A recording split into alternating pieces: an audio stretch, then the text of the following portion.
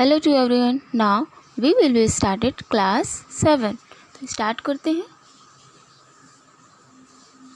Okay, देखिए 21 point हो गया था, अब 22 पॉइंट स्टार्ट करते हैं।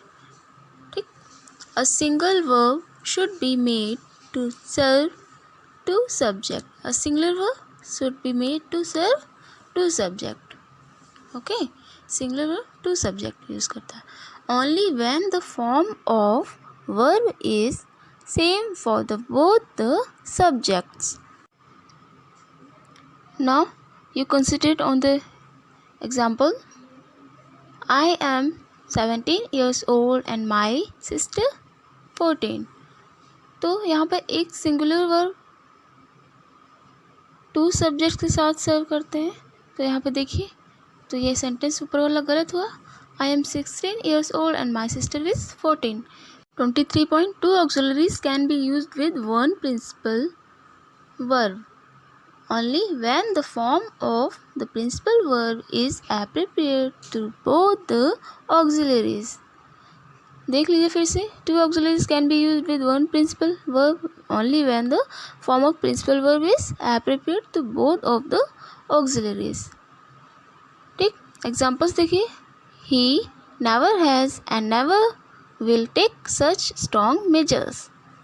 टू ऑक्सिलरीज है विद वन प्रिंसिपल साथ तभी कंसिस्ट होंगी जब प्रिंसिपल ऑफ वर्ब जो है दोनों के साथ एप्रोप्रिएट होगा। ओके, तो देखिए अब correct sentence, he never has taken, has के साथ taken and never will take, तो इसके हैज़ के साथ फोर्थ वर्ब की थर्ड फॉर्म एंड विल के साथ फर्स्ट, तो ये करेक्ट होगा सेंटेंस। ठीक, अब देखिए नेक्स्ट 24 पॉइंट देखिए, बहुत ध्यान से इसको देखिए।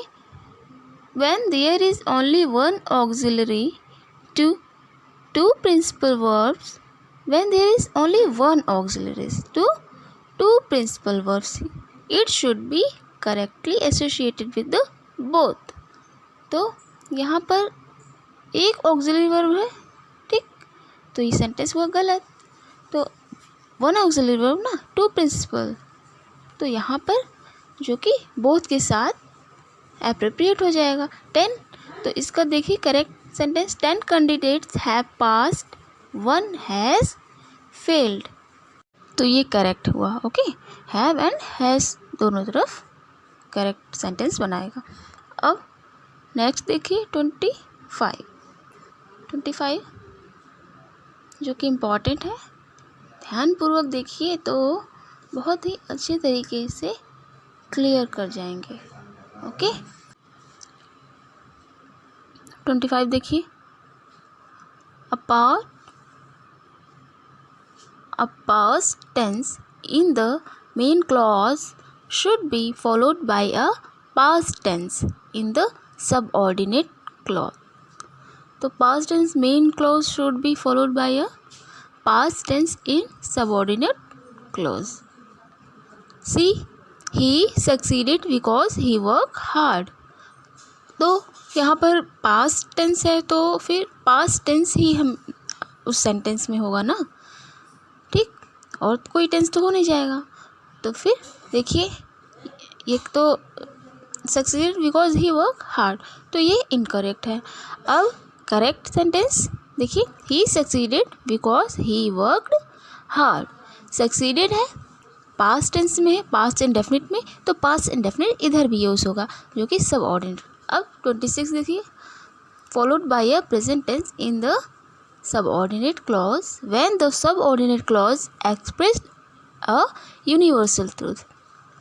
तो 26 क्या है, past tense in main clause may be followed by a present tense in the subordinate clause when subordinate clause express universal truth.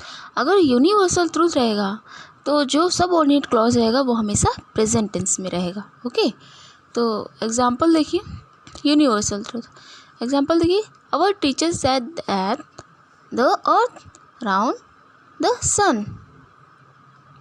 तो देखिए तो ये गलत हो गया क्योंकि the earth moved, second verb की सेकेंड फॉर्म मूव्ड आई है अराउंड द सन, तो ये रॉन्ग हो गया। अब देखिए correct, the teacher said that the earth moves around the sun, ये है करेक्ट सेंटेंस। तो देखिए अब नेक्स्ट 27,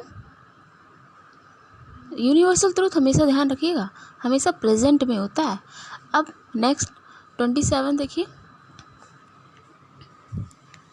27 को बताती हूँ क्लियर तरीके से। अब व्हेन द, इसको सही से एडजस्ट कर दूँ मैं, ठीक, ओके हो गया। अब when the subordinate clause comes after list, the auxiliary verb should must be used whatever be the tense of the verb in main clause। तो when the subordinate clause comes after list, list list है, तो should be, ठीक, should use करेंगे। list कहीं भी आया तो we start early lest we should miss the train। Okay, lest है तो हमेशा should पेयर है इसका, we start early lest we should miss the train, तो ये हुआ करेक्ट सेंटेंस, ठीक। So please to like, share and subscribe this video।